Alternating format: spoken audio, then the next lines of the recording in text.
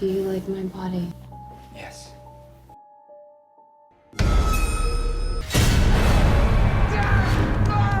Welcome to Movies We Love Recapped. Today we will look at a 2018 horror thriller entitled The Black String. Spoilers ahead. Before we start, hit the like and subscribe button. It won't cost you anything, and it will really help the channel. Here we go.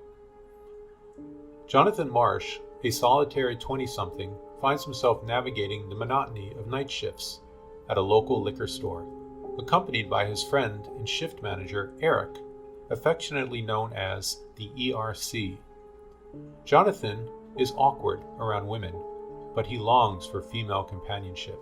However, the routine of his life is about to be disrupted by a bizarre incident. Late one night, within the confines of his apartment, and call the all-night party line.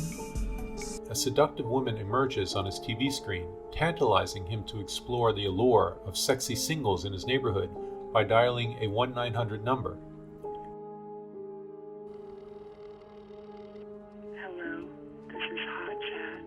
Intrigued but wary, Jonathan takes a leap of curiosity, setting in motion a chain of events that will irrevocably alter his reality. The promise of the call propels Jonathan into a blind date at a local restaurant with a woman named Dina, who awakens feelings and desires he thought were dormant. Swayed by her charm, he invites her back to his apartment. At his place, Jonathan sketches her. She climbs onto his lap and tells him to say that he wants this. Jonathan complies. Right here.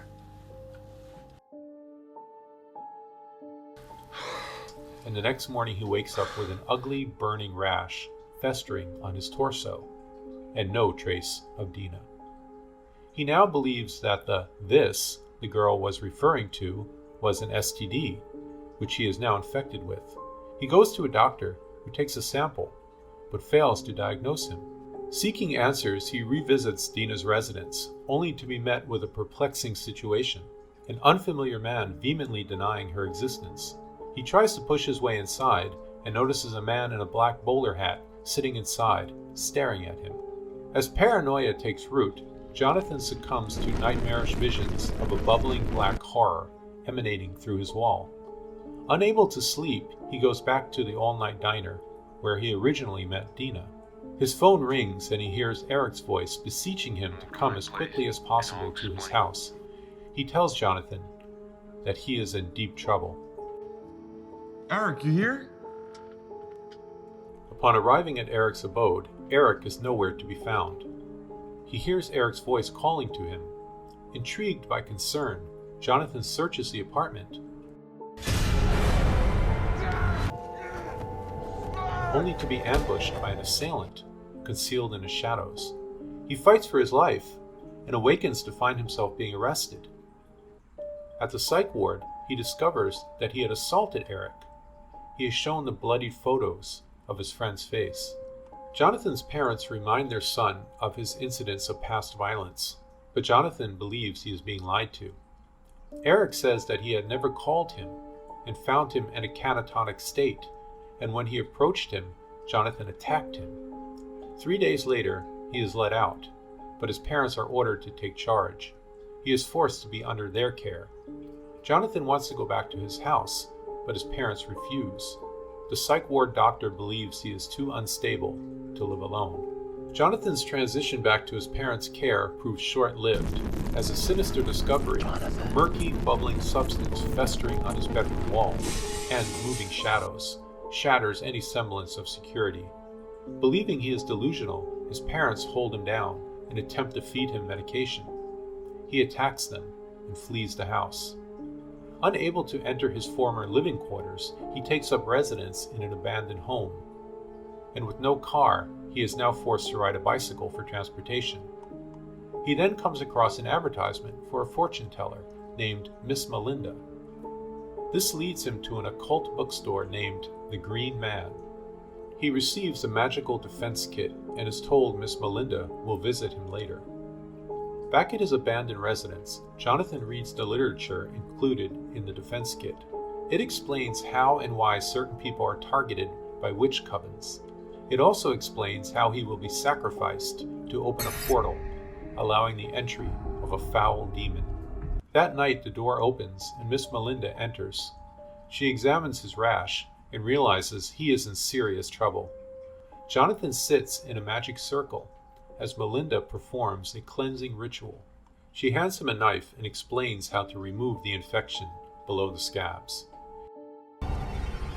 He cuts into his own arm and begins extracting a long black string.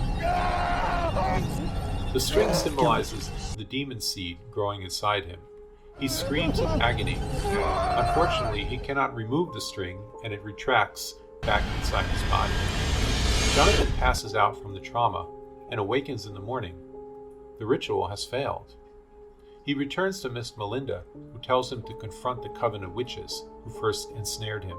If he can decapitate them all, he will be free of the seed they planted. Jonathan makes his way to the coven's lair. He breaks into the home through a back window.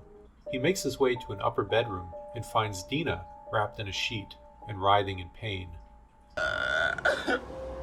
She is in the later stages of the same evil seed growth. She was used by the coven to lure Jonathan. Soon the coven members return, and Jonathan confronts them holding a knife. He tells them he will report them to the police and flees the house.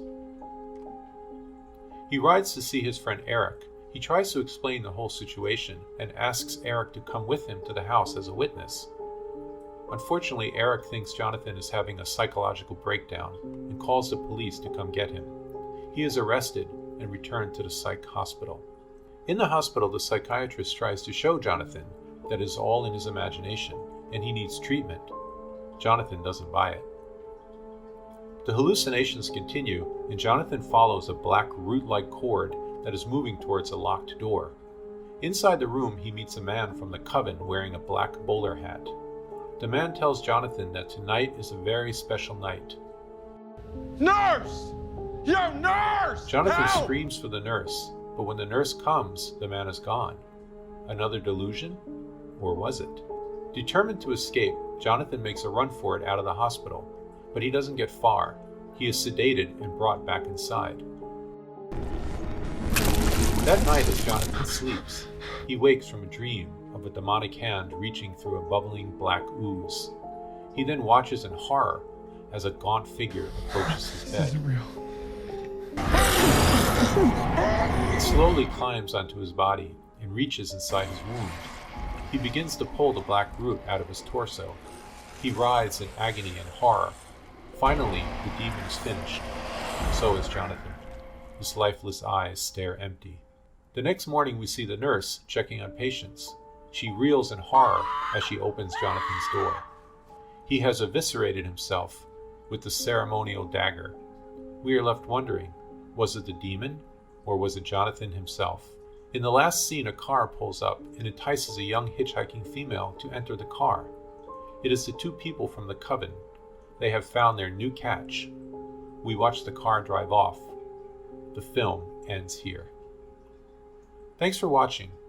If you enjoyed this recap, please hit the like and subscribe button. Leave a comment below. Let me know how I can improve this channel.